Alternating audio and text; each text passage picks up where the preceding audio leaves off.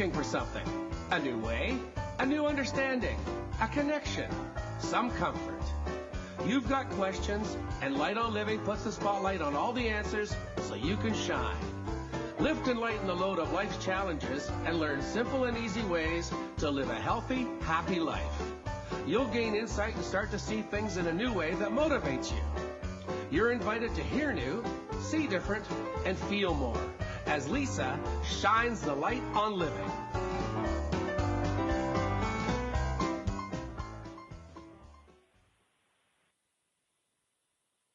Well, hello, everyone. Welcome to Light on Living. I'm Light Coach Lisa, holistic nutritionist and life coach, helping to lighten the load of life's challenges. And one amazing way to get through some challenges and how you know you're there is when you're happy.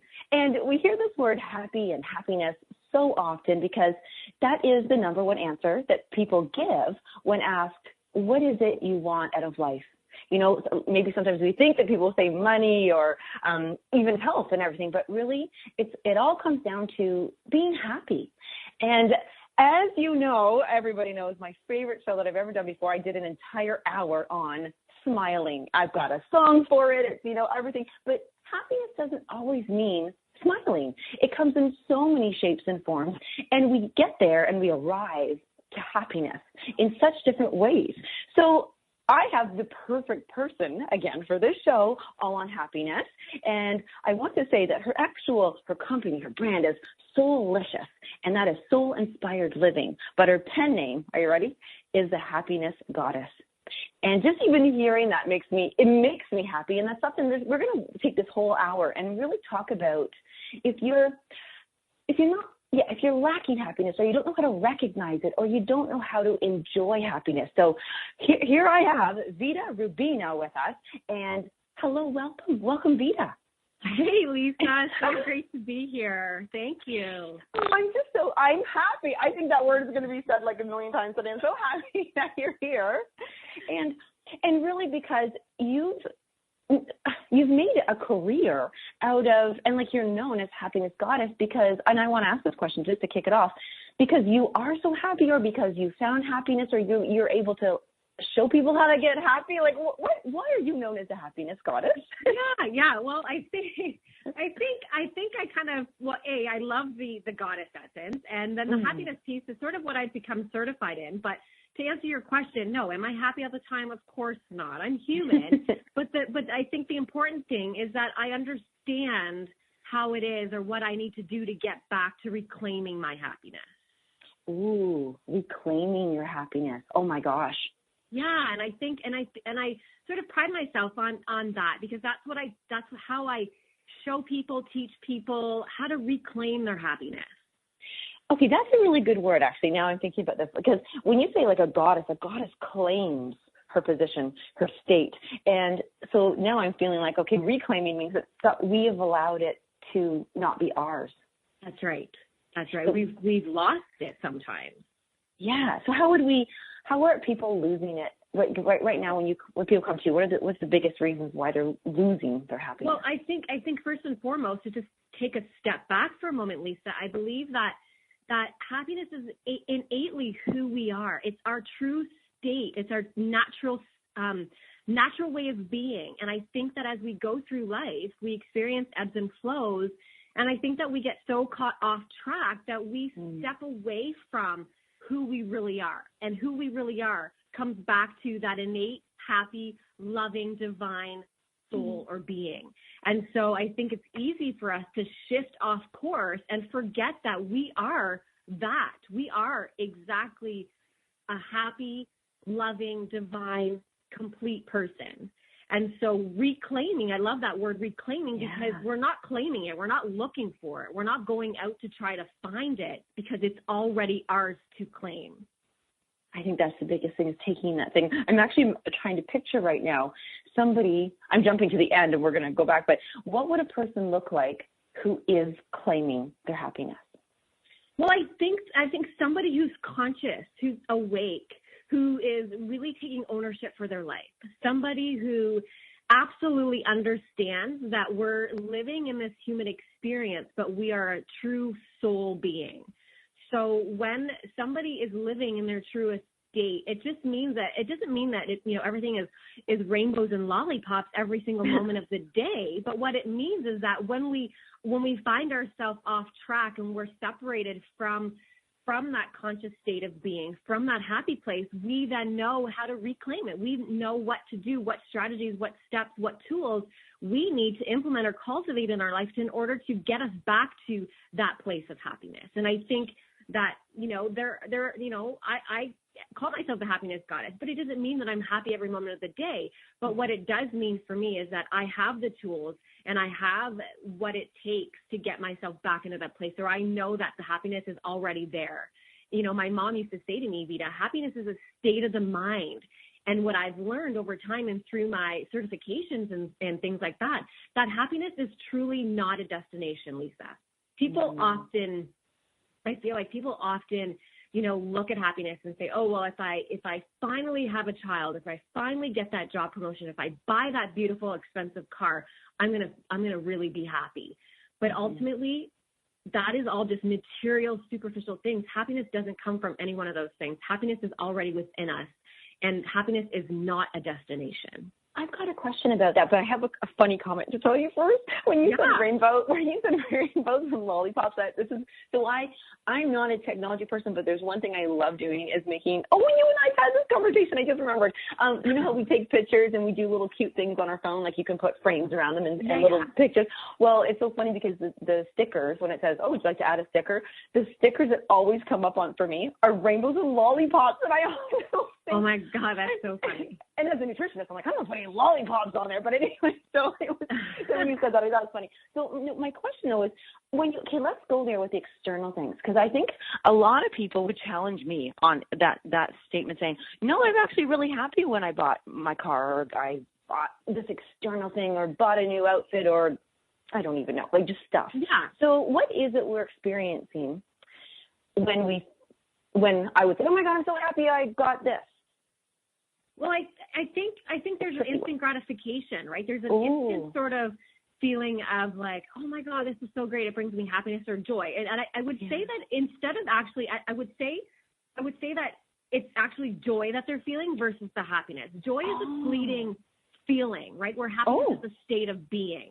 And I feel like joy contributes or attributes to our happiness state for sure. And I think joy plays a big part of it. But what we're experiencing in those moments when we're looking at, feeding ourselves in the superficial or materialistic ways, like buying an outfit or going to get our hair done or buying a new car, those are all great. And we can feel absolutely happy and joyful in the moment. But the difference is that these things are fleeting. They're fleeting moments. They're not something that is going to sustain a constant frequency of happiness. Does that make sense? Yes, you are certified in this. My God, no, I'm thinking about all right now. Thinking, okay, wow, instant gratification, and that can actually become an addiction. Absolutely. Because a thing like and you're right, so fleeting. You're like, oh my God, it's gone now. I need it again. Right. I need it again. Well, exactly, and that's typically why people tend to fall into addiction because they have completely disconnected from their happy innate being. They have completely disengaged from that true source, from that energy, from that divine place of who they actually are. So then they're instantly trying to gratify themselves based on the superficial need to or materialistic need to feel those feelings of joy continuously because they're so fleeting. Those joyful moments are fleeting because joy is a wonderful feeling and you can engage in joyful moments and joyful places when you have that foundation of happiness already cultivated. So joy, I actually have an article written that sort of talks about the difference between joy and happiness. Happiness is a consistent sort of foundation, is innately who we are, it's our truest being, our truest nature, whereas joy, falls into that and is part and parcel to the happiness piece, but joy is fleeting. There's just moments that fulfill us, that make us joyful, but it's not necessarily the foundation that we can hold on to that will keep us consistently happy. Does that make sense? It does, and you actually just made me go into the words we use, and I would say I feel joy and I am happy. I wouldn't say I am joy and I feel happy. Exactly. Right. That is so cool. I'm having an awareness moment. Yeah. See, in saying that, because joy is more the feeling, happiness is more the foundation. That state, yes, I love that. That's actually really helpful for a lot of people who are, like you said, I'm so blown away too right now by thinking an addiction is that sorry, I want to reword this. Yeah. An addiction is like you looking for an instant gratification because you are disconnected from the state of happiness. You are just going, here's a joy bit. Oh, here's a joy bit. Here's like a little Pac-Man gobbling up little joy bits, right? Exactly. And now I have a question too. So what, if there's just one, maybe it's all of them, would you say there is a chakra that when it is out of alignment or when it is in alignment affects the state of happiness the most? 100%. I believe that all do innately, but I believe that the one that we often connect to the most is for me, it's obvious. Maybe for some it may not be, but it's definitely the heart, because the heart is where we experience most of our emotion, right? Mm-hmm. We feel the joy in our heart. We feel the love. We feel the negativity. We feel the happiness the sadness or the heaviness. It's all sort of in that heart center. Mm-hmm. Yeah. So I would say the heart chakra for sure. So if somebody is constantly, let's say, that's looking for those instant gratifications and really truly disconnected, thinking about this, would that be a good place to start? Because one of your things is, because you do have an amazing program and you run these and you teach them, but one of them is to connect to your happiness. Is that where you have people start? Was with working with the heart chakra? Well, I think that is definitely definitely that's incorporative. I incorporate that work through meditation and breath work. For sure, chakra balancing is a big part of it, and just understanding, Lisa, that there's the totality of self. So just to back up for a moment, the totality of self, right? We're not just working on the physical aspect. I think when we talk about happiness, there has to be a deepened look, or more of an awareness around the totality of self. So the spiritual body, the emotional body, the mental body, and the physical body.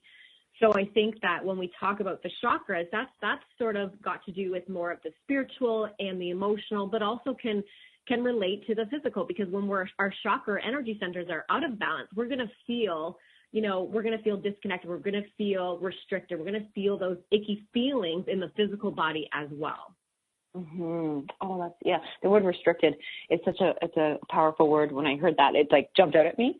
Maybe I'm just going through that. I don't know, but meaning that was like a really big word. And I'm also thinking about the heart and restricted, and where it feels like your heart's being squeezed, wrapped up and tied up, and it can't connect.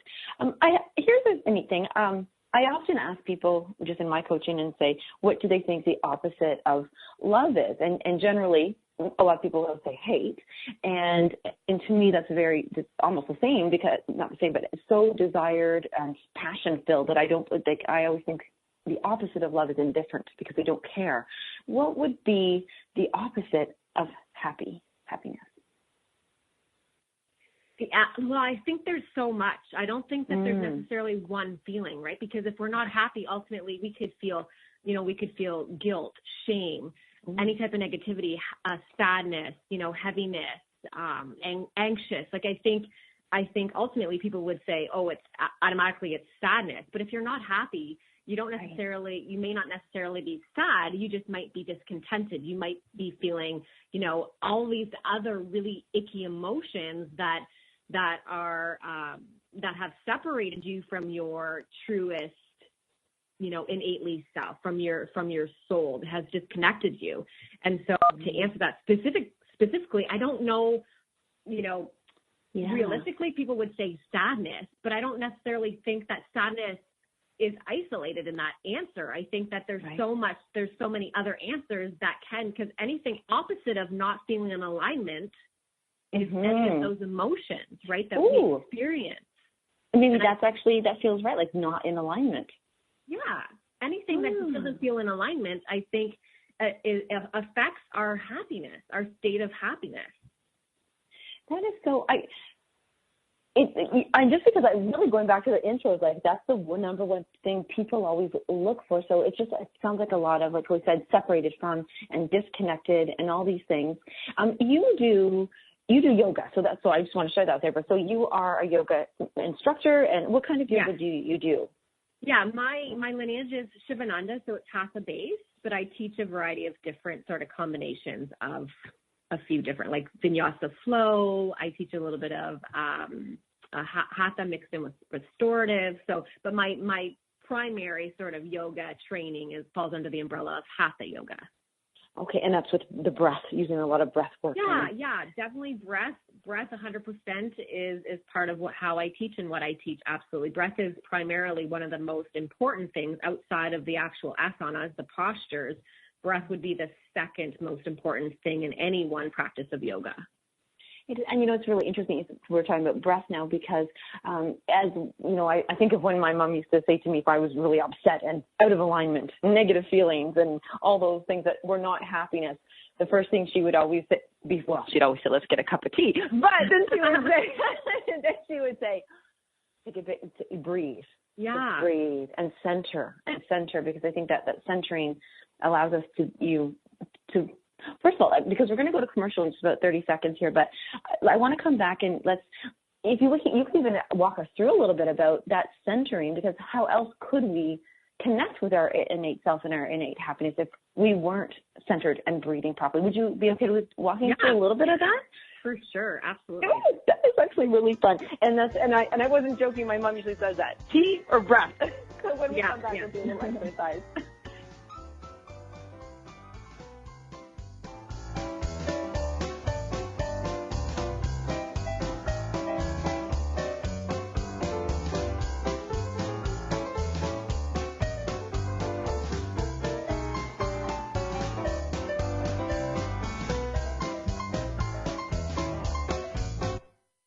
The best of the holistic, spiritual, and conscious world. OMTimes Radio. IOM FM. Humanity Healing International is a small nonprofit with a big dream. Since 2007, HHI has been working tirelessly to bring help to communities with little or no hope. Our projects are not broad mandates, nor are they overnight solutions, but they bring the reassurance that no one is alone and that someone cares. To learn more, please visit humanityhealing.org. Humanity Healing is where your heart is. My name is Victor Furman. Some call me The Voice. I've always been fascinated with human nature, spirituality, science, and the crossroads at which they meet. Join me Wednesdays at 8 p.m. Eastern on OMTimes Radio, and we'll explore these topics and so much more on Destination Unlimited.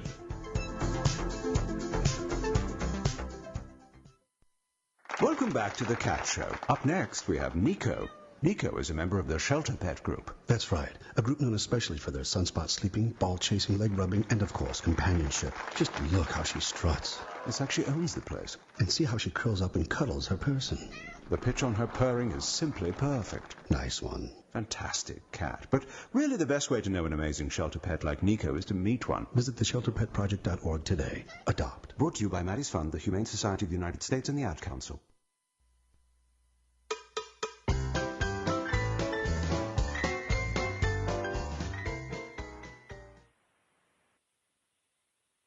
Thank you, everyone, for joining us. We are here with Vita Rubino, and just a lovely soul who is really out there teaching people, helping people, supporting people to get back to their innate happiness state. And I want to say thank you so much for sharing this time with us, because, Vita, it is a struggle for people. I think when people wake up, I wake up and I just am that state of happiness, but there are things that certainly, put me in that little shaky ground, like, whoa, I'm not feeling that great here. My joy is kind of slipping away. What's going on here? And so you do some things that really help you. Like you have the tools. Like, that's why you're the happiness goddess. I just love saying that. But and there are tools, and I think that I want to thank you for being able to share them with us, because it's hard sometimes, and it's hard to experience sadness and wonder. Am I still happy? Am I, So For sure. So we talked about a little bit about breath work, and I because everybody who's alive can do it, that's why I really love that you're going to be able to share with us that anybody can do this anywhere, no matter where they are. Yeah. I mean, I think, we're talking about yoga, we're talking about happiness. Breath work did a little about that. Oh, wait, Vita, I'm losing you there. Hold on here. Oops. I'm doing a check with you. Vita? Yeah, I'm here. There you go. Okay. I did not hear any of that answer. I think you went away for a little. Oh, I'm not sure what happened. I'll just repeat what I said. So, no, just speaking about breath work and about yoga, and sort of how this sort of fits into the happiness piece. I think whenever we start to look within, we start to sort of hone in on ourselves, we hone in or reflect inward, just even simply with the breath work, it puts us in a state of mindfulness. It puts us in a state of awareness. And so, that's why I love yoga so much, because, what I'm able to teach others, and even just what I do for myself in my own practice of yoga, is when I'm on my own mat, I center in on my breath. And I think that's so important. And I think that our breath is so healing on so many levels. Mm-hmm. And, unfortunately, a lot of us probably take our own breath for granted. There's so much of the population that deals with anxiety and depression and we worry about things. There's a lot of fears that come up that create this sort of heaviness in our heart. And I know that when I'm experiencing any of these kinds of emotions or any of this type of heaviness in my heart space, breath work is essentially what I go to first and foremost, because I know that through the breath, I'm able to alleviate that sort of heaviness. And it completely shifts energy. And if you research it, there's a lot of documented research that says that breath work is so powerful and so positively, can be used so positively to alleviate, to shift energy, to raise your vibration, and to eliminate or alleviate that stress or that heaviness, sadness, anxiousness. And so if you're just wanting to just take a moment to sort of feel into whatever it is that you're experiencing in the negative sense, using our own breath can really help us. And just sitting for 2 minutes even, and just deeply focusing on the inhalations and the exhalations and becoming really consciously connected to our own breath, actually, medically speaking, has an effect on our nervous system. It does put us into that state, yes. Yes, it's like using, essential oils, and I think we might talk about that later, but it's like shifting that energy. It's shifting our body, our hormones in our body. It's relaxing. It speaks directly to our brain waves. And so whenever we are feeling that anxiety or that, heaviness, just remember breathing deeply and becoming aware of the inhales and the exhales and consciously really connecting will ultimately shift that energy, and you will feel 100 times better. I promise you. I'm going to promise everyone too. And it's funny that you just made me think of something now. I have not had babies, but I can say, and everybody's naturally known as this, but Lamaze, that is a breathing technique right away that every woman's taught, and to work through those contractions, those intense, and I'm going to go with pain, but I don't want to say that because, it's a joyful experience too, but meaning that but what I'm also wondering, I want to ask you, because you have had babies, so this when the mom is breathing and doing that breath work and centering in and just honing in, I'm going to just go on a limb and say that baby is also receiving that moment. Yeah.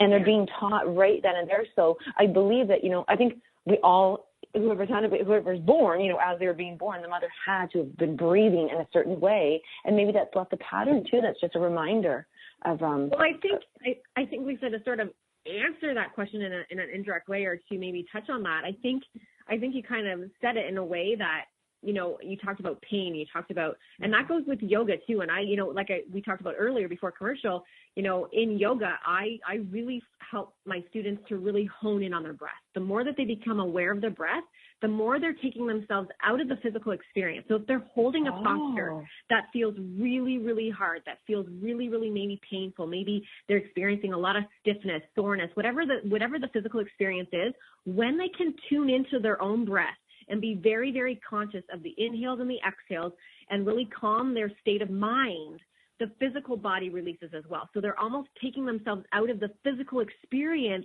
and putting themselves into a different, higher sort of level of consciousness. And that goes the same with having a child. You know, I was very fortunate. I did do Lamaze. I had my yoga training and background. You know, I'm a meditation coach as well. So I had all of that already, but I still did Lamaze.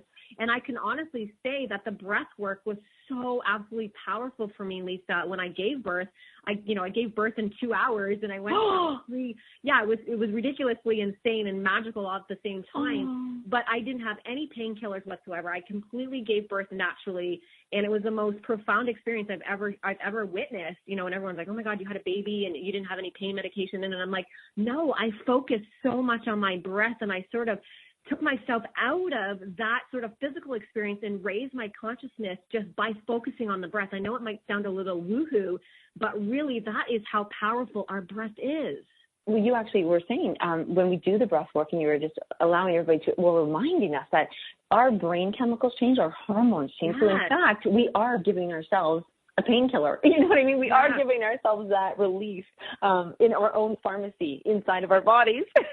Absolutely. And what happens is actually by just doing the breath work alone, we actually fall into almost like a meditative state. Yes. Mm-hmm. Right. We're calming. Yeah, we're calming the physical body, we're calming the emotional, spiritual, mental body, we're calming the mind, we're calming the nervous system, we're calming all systems in the body. So that it's just like there's just something that's so profound that happens when we can really just tune into the breath. The power of our breath is so powerful. So fun. And on that note, would you like to do a little one? Because we do, you don't have to do it for 10 minutes, but we do still have 10 minutes before the next commercial. So we still have time if you want to do like a 5-minute or whatever you feel would really help us to do this. Well, I'll give you, for sure. I have this little tool that I do in my 8-week happiness and wellness workshop. And it's like a little visual, and it's really, I find it really works. And so if you're sitting in a meditative state, either lying down or you're sitting in a chair, you want to make sure that your feet are rooted onto the floor flat and your hands are just sort of comfortable in your lap or on the ground if you're lying down. And what you want to envision in your mind is envision like a hollow sort of square. So you see 4 lines, right, that create that square image in your mind. So if you think about, let's say we're going to start on the left-hand side of the square going up. So imagine you're tracing that square through your mind's eye with the breath. As you inhale, you're creating that line up. And as you exhale, you're drawing the line across on top of the square. And as you exhale, you're drawing the line down. And then again, inhaling the line across and sort of just creating that sort of smooth cycle of breath by following in your mind the actual outline of that square. So you're inhaling, exhaling, inhaling, exhaling. But you're consciously moving that line up, and you don't want to do it fast. Obviously, you want to do it very slow. You want to inhale completely. You want to exhale fully. And so just taking your time to envision creating that square in your mind's eye. Does that make any sense? Absolutely, yes. So really great tools. So, let's maybe even do that right now. So everybody who's listening in, close your eyes for just a brief moment. Let's just get grounded here for a moment. Put your feet flat on the ground. Hands just can relax on the lap. And start to envision whatever color you want, whatever imagery comes up, but this square, a hollow square sort of in the forefront of your mind. And as you take the first breath together, together, imagine this line. You're drawing this line up through the mind's eye. So you're taking a deep breath, follow that line all the way to the top corner of that square. And as you exhale, draw that line with your mind's eye across to the next corner. And then exhaling, drawing that line down, inhaling across the bottom of that square. Inhaling, exhaling, inhaling, exhaling. So just really breathing deeply. And you may even use numbers too. You can inhale to the count of 4, exhale to the count of 6 or 8. So let's try this. Inhale, 1, 2, 3, 4. Exhale, 8, 7, 6, 5, 4, 3, 2, 1. Inhale. 1, 2, 3, 4. Exhale. 6, 5, 4, 3, 2, 1. And so you just want to really allow yourself a moment or two to quiet and to just find the breath. It's as simple as that. Just find the breath. Become conscious. Become aware. This is also known as mindfulness meditation, when we can just tune everything out and bring everything in and really just connect to the breath. You will notice a huge difference in your day and in your energy. Power that with essential oils, and oh my God. And I do want to I almost have to bring my breath back up so I'm so relaxed right now. With that breath, I was going to ask, because clearly other people must be experiencing this, because I just did on my first breath there. It was almost difficult to take in I actually had to adjust my rib cage. I had to adjust my posture. I actually had to give permission for myself to allow that breath in. And you know what that is, Lisa? No. What is that? That's the ego trying to play tricks on us. That's our mind. Ooh, okay, tell me, what does that mean? Well, I know we don't have long to go into this question, but if I'll just put it in short, if we understand that there is, like we talked about earlier in the call, on the show, if you can imagine that who we are, our innate state of being is that of happiness, of love, of divine connection, of alignment, of flow. And who we are not is fear, is ego, is all of those negative emotions. That is not who we are innately. That is not our divine truest nature. That is not our authentic self. That is not our truth. Right. And so when we can understand that, anything that is falling into that side of it, we know derived from the ego self. And I love that Dr. Wayne Dyer, an amazing spiritual guru that I love and follow, who's now unfortunately passed, but he talks about ego, and he talks about edging God out. And everybody has this belief, but I love that he says that, because it's what we are, is that ego part of ourselves is disconnecting ourselves from our truest nature. Right? And so when we can identify that that is our ego, then everything outside of that, or everything on the other side of that, is our truest nature. Okay. So ego is all of that stuff that comes in, the fears that says I can't, the fears that says, oh, I can't breathe right now, I don't want to breathe. All of that comes from some sort of fear ego stuff. That's so interesting, because, I remember the very first yoga class I ever went to, and it was, the first one, I remember the first one was more like, oh my gosh, this is so boring. I can't just sit here and do this. This is torture. And I remember the second one, because, you're being faced with these things. And the second one, I remember being in public going, oh my gosh, I want to bawl my face out. I want to cry. What is going on? I'm not going to be here crying with these people I don't know.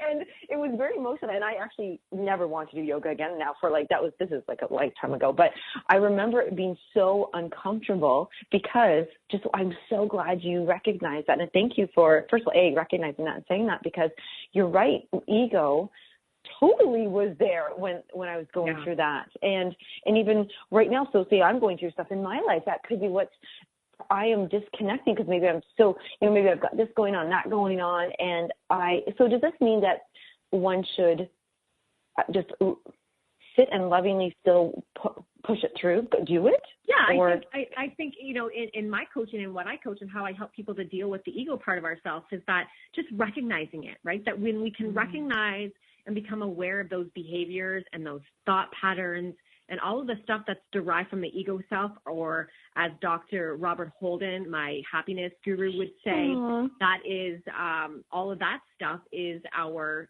learned self behavior, not our or he would say conditioned self. He calls that the conditioned self.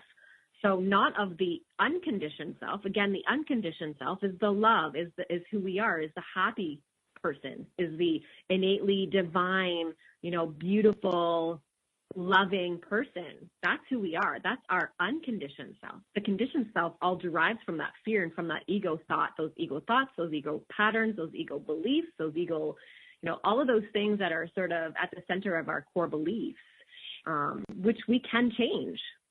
Yes. And what's really, I'm so glad that you've shared that you're actually certified in this, because I can actually even see right now that by the simple thing of me saying to you, yeah, I thought, breathing was, that breath work was really hard for me. And that sounds almost silly if I were to think about it, but look how deep that just went. Look how real that just got. And being able to sit and talk with a coach or somebody who can walk me through that might be the most basic thing that really propels me getting back to my innate happiness. Yeah. And I think it's fascinating. Yeah, and that's the lovely thing about bringing some of this stuff to people's awareness, Lisa, is that we already probably know this, but it's just bringing it consciously back into our awareness where we can actually start to look a little bit deeper at it and then realize that, oh my God, okay, so this is really what's going on, Yeah. So, and with my training and my experience, I'm able to see it for what it is. I want to say that, a lot of my coaching is intuitive as well. So along with my training and certifications, there's an intuitive part of it as well that sort of comes into, right? So plays into effect. But yeah, let's talk. We still have 1 more minute, but when we won't dive into. I would love to dive into that part, the intuitive part and intuition of yours, and how other people can feel that too. And I will preface this so everybody make sure they come back that we're going to not only talk about the intuitiveness, but I do want to talk about the essential oils, because this is something that you work with as well. Yeah. And my gosh, I didn't know how loaded of a question that breathwork was going to. That's awesome. So I can only imagine the oils, but I want to just recap that part was when you were, I love what you said about I'm just trying to look at my thing here. I was ready is about being conscious. And so I think that's the key part. When we're not conscious, we are not our innate self. We are living under conditions that we've learned. It's not the true self. And that's like a big mask. Yeah. And so happiness is not a mask. That's our true innate self. And so, oh my goodness, there's just so much to this. So much to this. Oh my God. There is so much. We almost need like 3 hours. I know. Well, and you know what? We'll talk about why people would need 3 hours and come to your workshop. So when we come back, we have still so much more. Awesome. Thanks, Lisa.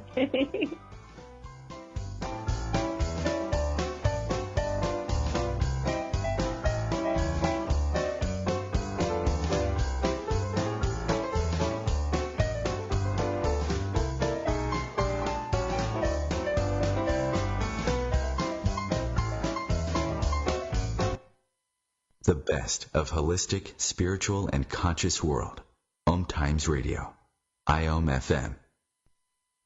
Ascending Hearts is no ordinary dating site, but a spiritual dating site with a purpose, to link you with your soulmate.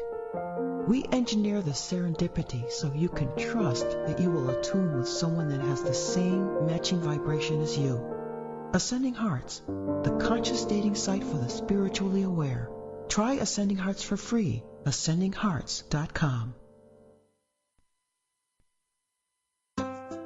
Grab a cup of tea or a glass of wine and tune in for Inspired Conversations with publisher Linda Joy on Tuesdays at 2 p.m. Eastern.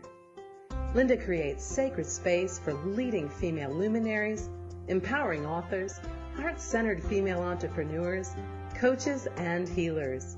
A soulful venue where guests openly share the fears and obstacles they've overcome, wisdom and lessons learned, and the personal journey that led them to the transformational work they do in the world. Inspired Conversations to empower you on your path to authentic, soulful living.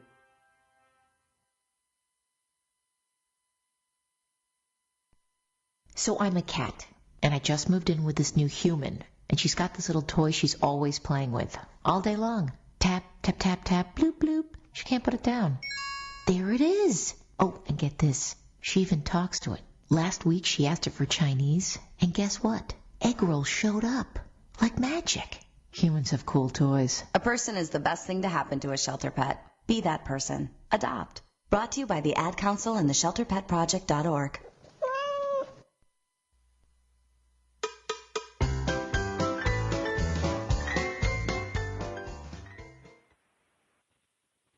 Well, thank you, everyone, for joining Vita Rubino and myself, Lisa Berry, which you can find both of us on Facebook, definitely going to spell Vita's name out for everybody. And I will right now. Actually, Vita Rubino, Rubino.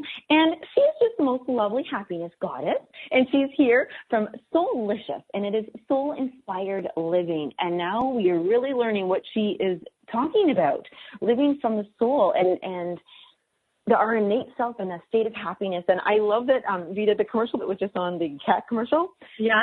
Cats bring me joy and they put me in a state of happiness. But it's so funny because we were talking about breath work earlier, and I often find that when I go and sit with my cats, their natural breath and their purring assists me. It assists me in putting me into that state. So I love that we did that. I love that commercial came on. I went, I want to say that too. So yeah, and can I just actually on that topic, I just want to sort of make sure that we cover this, because I think it's so important when we talk about the happiness piece, and then we can go off to finish off what we had started before the commercial. But talking about joy just quickly again, I think for anybody who's listening in, I think it's so important that if you really want to attain happiness, or you want to, like we said initially, reclaim that happiness that's already there. Through joy will be one of the simplest, more easier ways to sort of start to tune into that happiness frequency. Because when we follow our joy, when we tap into those feelings of joy, we experience more of a heartfelt spiritual connection. We experience more of that sort of soul level fulfillment. And so whenever you're feeling disconnected, you're feeling unhappy, you're feeling just sort of, it's funny, I did a conscious conversation in my Sacred Happiness group on Facebook this morning with a wonderful soulful coach. And we talked today about feeling stuck and the ways that we can get out of those feelings of being stuck, or get out of that place of sort of restriction, and is through following our joy, like connecting to or tapping into the things that make you feel good. For example, I love to dance. You put me in a room with music and I just innately move my body. That's just what my body naturally does. I love dancing. I love music. And so when I'm feeling off, if, one day I'm like, oh my God, I have so much work to do and I just feel so off, I will literally put music on in my living room and I'll just dance for 5 minutes. I'll let my body move. And it almost brings me back into that soulful place, because we are all of those things. We are, movement through, healing through movement. When we connect to movement, we're connecting to a creative place. We're connecting to a soul, to more of a soulful place. Mm-hmm. So when we focus on those things that truly make us happy or that bring us joy, like for you, you said, hanging out with your cats, that can lead us into that happy place, or help us to reclaim that happiness. So if so one of the things that I wanted to leave with you all is to really focus on what are the things that bring you joy. And then whatever they are, make sure that you're doing them almost daily or a few times a week at least. And yes, actually feel it. Yeah, I mean, that can be a whole conversation in itself, but that is definitely one of the pieces that I talk through with my clients and in my workshops, because it's such an important piece. And a lot of times people are so disconnected from their joy, which is sad, but I get them to really get back into understanding or feeling or actually becoming more aware of what actually does bring them joy. And I love that you actually said, I'm glad that you specifically said you help them do that, because my question was, and I know you're very aware and a little bit connected to Heart Math Institute, but I was going to ask, like, being in the presence of another who is in their state of happiness, is that contagious? Is that, does that affect, how does that? 100%. Yes, 100%. Yeah. I mean, I think for any of us, we can speak to this, you included, Lisa, when you connect either, even energetically, like you and I, when we initially connected, I was like, I felt instantaneously, happy because of you and your energy. And I think, Heart Math is such an amazing, just like research-based, beautiful, I can't speak enough about it. I don't, I would recommend people go and research it just to do their own, or to create an understanding of what it is and what it's all about, because there's just so much scientific stuff that goes with it. Yeah. And we don't have time for that. But yeah, when we connect to that heart place, there's an energetic field that surrounds our heart. And when you walk into a room, and I think this can go for anyone really, you walk into a room and you might be drawn to a specific person for one specific reason or another, and you don't really understand it. Well, it's not for you to understand. That's really your heart speaking. That's your heart connecting to the energy of this one particular soul. And there's various reasons and various things that we can talk about a bit again, and we don't have time to go into all of that. But yeah, Yeah, 100%. Happiness is 100% contagious. When somebody else is happy, we innately uplift another soul. So right. And it's there's like that smiling, right? The whole smiling thing. Smiling is contagious, and it affects our brains. And when you smile to one person, it uplifts them, even though they may not smile back. It still has an impact on the person that's receiving that smile. It still has a thing. You know that I actually, because I find it, even if I'm driving and I make eye contact with somebody who's on the street walking and everything, I actually do just smile at them. And there are so many reactions that are funny, because some will be like, oh my gosh, did she just smile at me? Like, what, do I know her? Maybe, and another two will just smile back, and it's just really funny, and all the different reactions and stuff going on. But we were going to bring up oils, and I really want to talk about it because they are mood changers. My goodness. And you know about oils, so I would love to hear your take on oils and happiness and how that's all connected. For sure. And just so that people know, Lisa, I am actually an aromatherapist. So I went to the Transformation Arts College, and I'm a certified holistic health practitioner or natural practitioner. Okay. So I have aromatherapy sort of in my sort of, education. So I'm kind of like I've got a lot, but yeah, so aromatherapy, I've been using aromatherapy essential oils since 2011 and came across a specific brand that I absolutely love. And I can honestly tell you that they have changed my life and many people in my circles of influence. And I will go through my life, from now until the day I die using essential oils, because the healing power and benefits that come from therapeutic, pure essential oils are just literally astonishing. And I personally witnessed some of these things when I started to incorporate them into my life, like I did in 2011. So just on the emotional healing sense, like, we talked a little bit about how you team breath work up with essential oils, and the frequency and the energy that shifts is just like, it's so powerful. So I don't know if there were any specific questions, Lisa, that you had on essential oils, but I'm happy to answer them. Yes. Well, I just remember there's years ago, and I won't even be able to quote any facts, but I do know that they've taken oils, one of them being orange, and pumped it through the air ducts, like the vents and everything in prisons where there was a lot of, inmate violence and aggression and stuff, and literally saw a complete decline and turnaround in these, so I do know that it might, I don't know all the science about it, whether it just calms our nervous system or it just reminds us of a thing, but are there certain oils that are we trying to enhance the state of happiness? Yeah. You said orange. I have orange oil sitting right in front of me, actually. Oh, good. I had it in my diffuser this morning. So there are specific oils that enhance mood and that uplift mood for various reasons. So we have to understand that, just to sort of give people sort of the basics so that they understand. Essential oils are plant-based materials that are created, or I should say distilled, to create the volatile liquid from the plant. So you're talking about anything from the tree, from the leaves, the bark, the root, anything to do with the plant of flower is all distilled, and then that volatile liquid surfaces to the top. That is the essential oil. That is where we get the essential oil. So we're actually working with real life plant-based material, and plants and trees and things like that, they're all alive. They're all living. So if they're living, they have an energy frequency. And the coolest thing about essential oils is that the frequency of some of these oils are, you wouldn't, on the scale of hertz, that what essential oils are measured by is in hertz. And the frequencies of these essential oils are truly amazing. If you think of cancer and death, is that like 20 and below? Well, rose oil, for example, is at I want to say like 320 megahertz. Okay. Wow. Okay.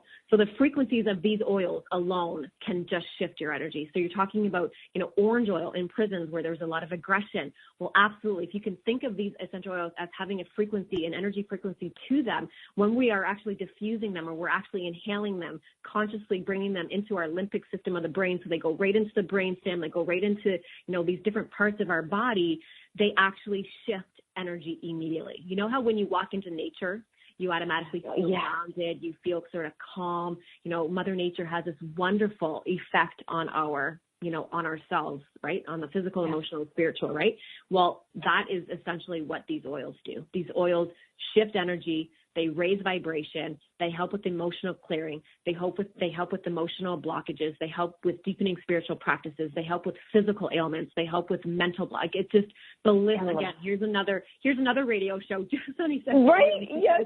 Yeah, there's just so much to talk about. But Lisa, truly, my life has changed since I started to incorporate the essential oils the way that I do today.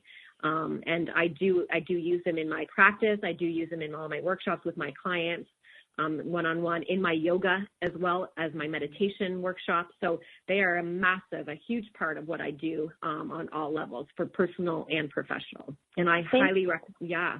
Thank you for sharing that, because I think I think about oils every day, and then I don't take that extra step and go, okay, I should stop and do something with them or about them for them. And one of my concerns is, obviously, and I'm not doing a plug for any one specific thing, or, brand or whatever, but you do want to look for the pure essential oil, and you want to make sure they come in. Because if it's not, first of all, are there any dangers if it's not, or you just, Absolutely, Lisa. So again, do your own research, of course. I would highly recommend anybody who's getting into the essential oil world to do their own research. I highly recommend that from, right off the bat. Understand who your supplier is, where you're getting your oils, where they're coming from, all of the ins and outs about your oils, where they're distilled in. Are they distilled in aluminum pots, or are they distilled in stainless steel pots? Like, that is huge, right? Aluminum, we understand now, research is saying that is causing, dementia and Alzheimer's. So you want to know all the ins and outs of where you're getting your oils. And unfortunately, in the essential oil world, 97% of the industry, or 98% of the industry are all adulterated oils. So you want to be careful that in Canada, in order to stay 100% pure on the bottle, Lisa, and I will share this out loud because it's so true, that it actually only needs to have anywhere between 84 and 87% of that real oil in the bottle. Or 87%, 14 to 16% is real. The other 80 whatever percent is typically like synthetic oils, carrier oils. So that's why they suggest, right, to just be careful, and because no one really knows what is being put in these essential oils unless you're dealing with a company who, in my case, I deal with Young Living, and I trust them 110%.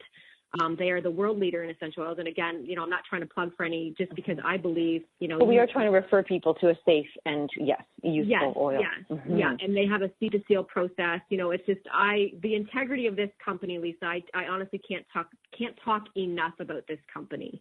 Aww. So for me, and you know what? Where I stick. And because we can't talk enough about it, this is one important thing. You've got so many things. First of all, you teach workshops. You've got a book that's coming out soon. You run things on Facebook. You do things. So I want to take this opportunity so I don't run out of time. Yeah. Can you share with everybody, where can they get a little bit more of you and find out more from you about all these things? Yeah, absolutely. So they can go to my website, which is www.thehappinessgoddess.ca. They can also find me on Facebook, either Vita Rubino, or join my Sacred Happiness community, which is entitled Embrace You, Love Yourself Happy. I love that. Embrace You. Embrace, like EMBRACEYOU? Yes. Yeah, okay. And or if they're on Instagram and they want to find out more about, the essential oil specifically, I have an Instagram, which is, I just have to pull it up, Healthy, Happy, Vibrant. Okay. And it's Sensational Living. Ah, that's so cute. Sorry, I love that. Yeah. And then my Embrace You account is Soulicious, Soul Inspired Living, and it's just the letter M, BRACE, just the letter U on Instagram as well. And I'm on Twitter and, everything else. But yeah, those are the main two platforms that I use. But absolutely, I would love to share more of this information with anyone and answer any questions that anyone may have.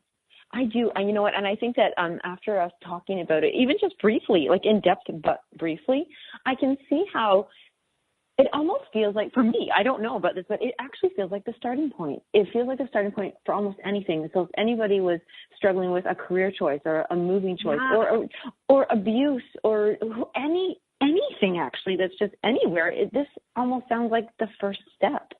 Yeah, absolutely. And there's so many things that we can do, so many things that we would talk about in coaching or in an 8-week workshop series, which is things like following your joy, which we already spoke on briefly. Things like, creating or cultivating an attitude of gratitude. Like these are all kind of things that are going to help us to tap into that happiness place, to reclaim that innate happiness that we already are. I love that you said that word, because that's where we started, was about reclaiming happiness. Yeah. And for those of you who are listening, honestly, just know that we are already happy beings, that once you tap in, once you make the conscious choice to reconnect to that happiness, to find your joy, to start practicing gratitude, you will slowly get there. Don't give up, because you are, a true divine light. And don't be afraid to, truly let your light shine, because you didn't come into this earth for suffering, to suffer. You came into this earth to shine your beautiful light. Oh, and what a beautiful way to end that. So, Vita Rubino, we want to thank you and just invite everybody. And I love that saying, everybody out there, you are happiness. You are innately happy, and don't judge yourself. You'll get there one breath at a time, not one step at a time. Absolutely. And I can't wait to hear from everybody. Thank you, everybody, for joining us today. And I hope that we all feel a little bit more joy and can get back to that state of happiness. Well, thank you so much for Vita. Thank you. Lisa, thank you so much for having me. It's been a true pleasure. So I look forward to talking to you again soon. And thank you, everyone, for listening. Okay. Bye, everyone. Thank you. Bye, Vita. Bye, Lisa. Thank you.